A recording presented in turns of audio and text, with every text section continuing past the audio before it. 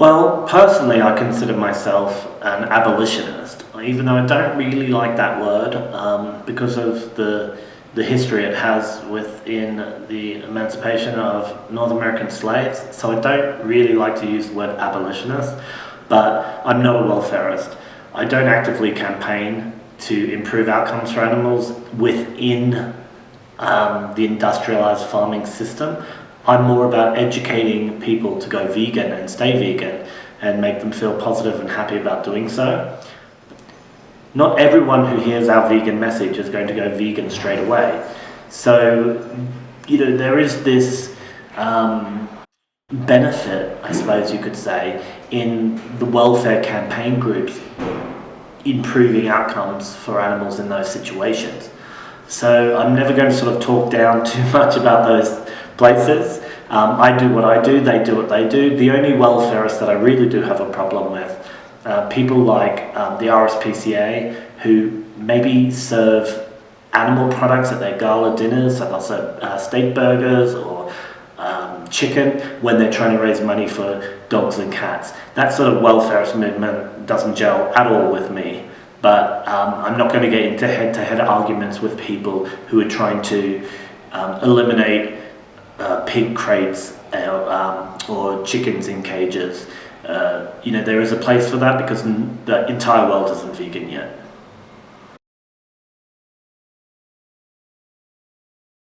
This seems a bit of a strange question. If somebody asked me how my food could be as good without animal products, I think I would probably just either laugh at them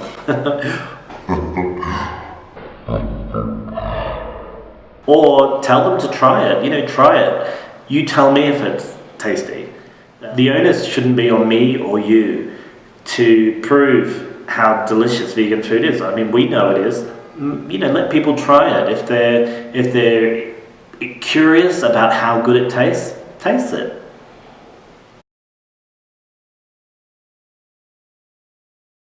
I like mind your own business. I think it's appropriate. Maybe not as strong language as I would use if somebody told me they didn't approve of my veganism.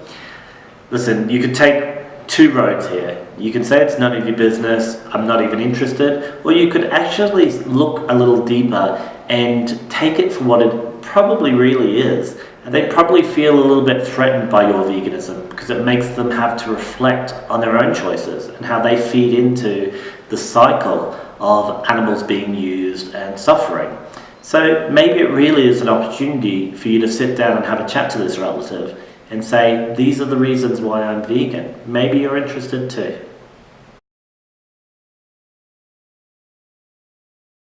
I do struggle to understand exactly why people have an issue with vegan versions of meat and cheese and dairy. They're not animals. Being vegan is about not consuming animals, not relying on animals, not contributing to the suffering of animals. These products allow you to step out of that. They allow you to move away from being dependent on animal products. This is a good thing. Not everyone in the world who goes vegan wants to eat whole foods or raw foods or foods that haven't been processed. A lot of people have become very emotionally and socially dependent on meats and cheeses. So these products allow those people to access veganism who maybe they wouldn't otherwise access veganism, who knows? So as long as you're not hurting animals, these products are fine.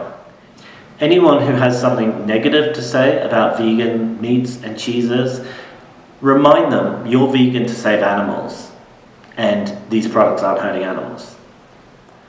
The only time I'd really raise any concerns about vegan alternatives is if they were being made in an unethical manner, using poorly paid workers or they're environmentally damaging. Apart from that, I can only see positives.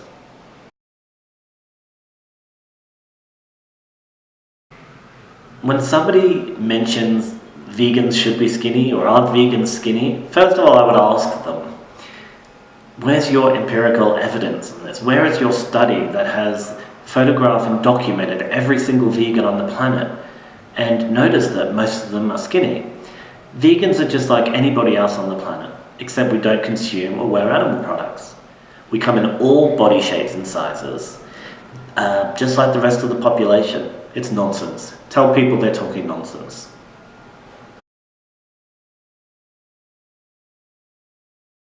There are two things that could be going on here. One is this person you're talking to is just an insensitive asshole who's trying to rub you up the wrong way. But the other reason, is probably the most likely one, is that they're just like a lot of non-vegans. They feel challenged by your veganism, they feel challenged by your decision to live more compassionately, and they're just trying to say something to defend themselves, because they still have that conflict. If they understand that animals are treated badly, and obviously killed for their food, they want to try to make light of that. They want to try and diminish their responsibility.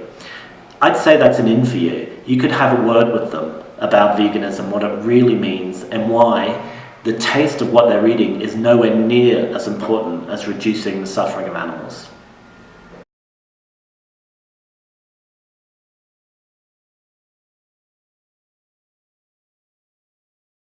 Okay, you still filming? Yes. Okay. We could do some outtakes, that'd be funny. Stop.